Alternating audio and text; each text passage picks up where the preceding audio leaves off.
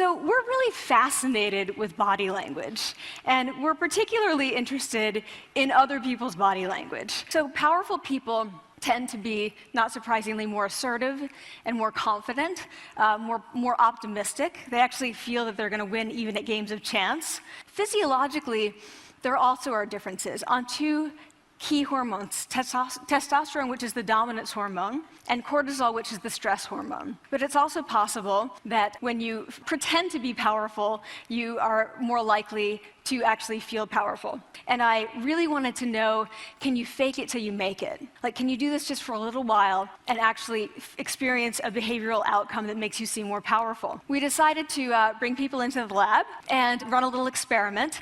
And these people adopted for 2 minutes either high power poses or low power poses. Here's what we find on testosterone. From their baseline when they come in, high power people experience about a 20% increase, and low power people experience about a 10% decrease. Where can you actually apply this, which we cared about, of course.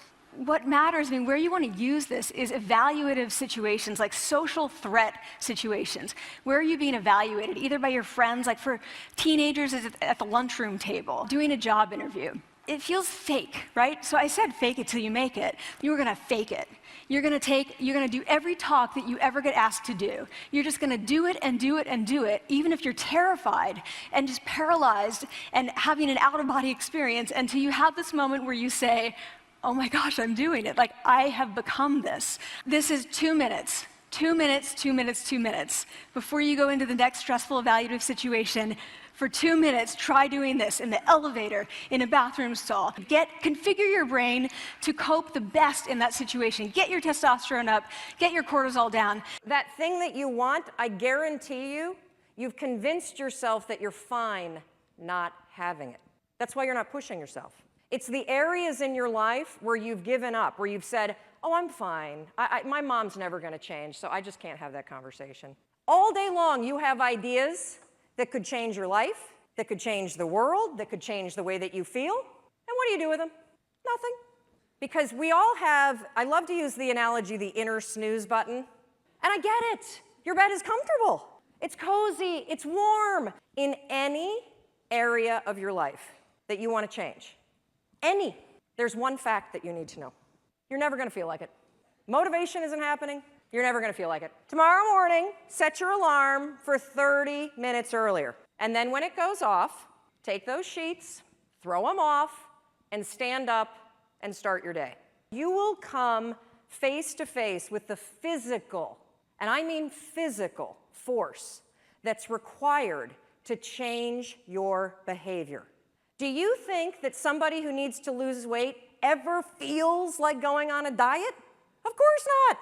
Those first 3 seconds when you push yourself out of bed, they blow.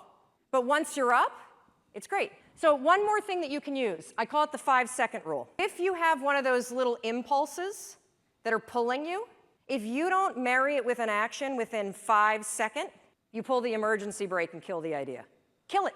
If you have the impulse to get up and come dance while the band is playing, if you don't stand up in 5 seconds, you're going to pull the emergency brake.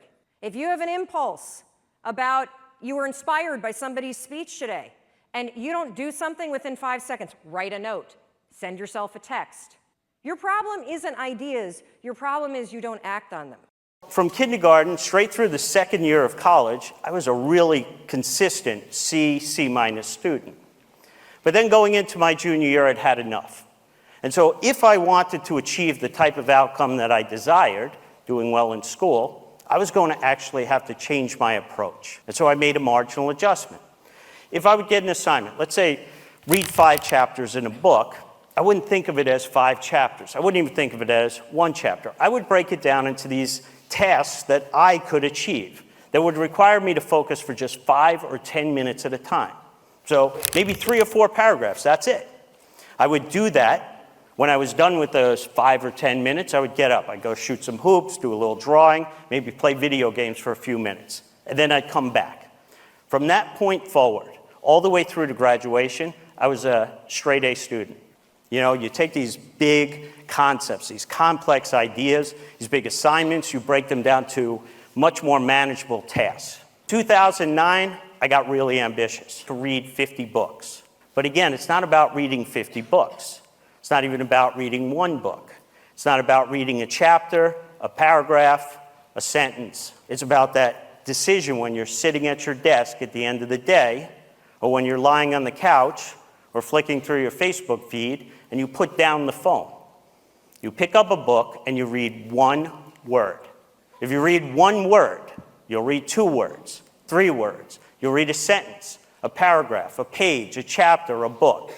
You'll read 10 books, 30 books, 50 books. Human beings have something that we might think of as a psychological immune system, a system of cognitive processes, largely non-conscious cognitive processes, that help them change their views of the world so that they can feel better about the worlds in which they find themselves. We believe that synthetic happiness is not of the same quality as what we might call natural happiness. What are these terms?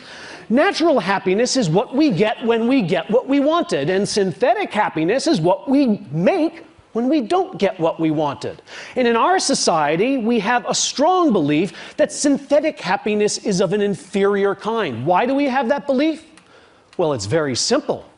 What kind of economic engine would keep churning if we believed that not getting what we want could make us just as happy as getting it? I want to suggest to you that synthetic happiness is every bit as real and enduring as the kind of happiness you stumble upon when you get exactly what you were aiming for.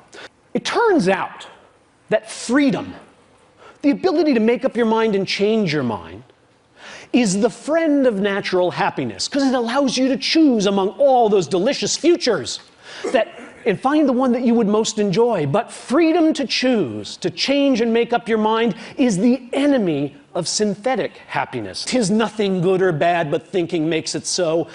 It's nice poetry, but that can't exactly be right. Is there really nothing good or bad? Is it really the case that gallbladder surgery and a trip to Paris are just the same thing?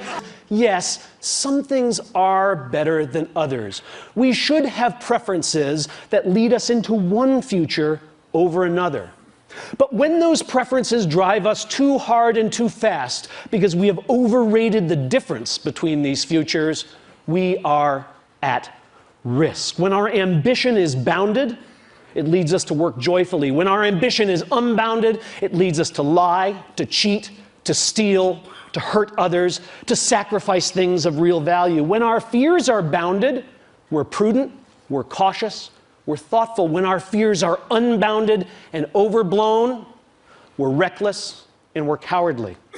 The lesson I want to leave you with from these data is that our longings and our worries are both to some degree overblown because we have within us the capacity to manufacture the very commodity we are constantly chasing. We had studied classes for the joy of learning, and as I spoke with the 20%, the happier 20%, I discovered that each of them knew something about their life purpose because they knew 5 things: who they were, what they did, who they did it for, what those people wanted or needed, and what they got out of it, how they changed as a result. Does that sound hard? It's not. It's actually really simple.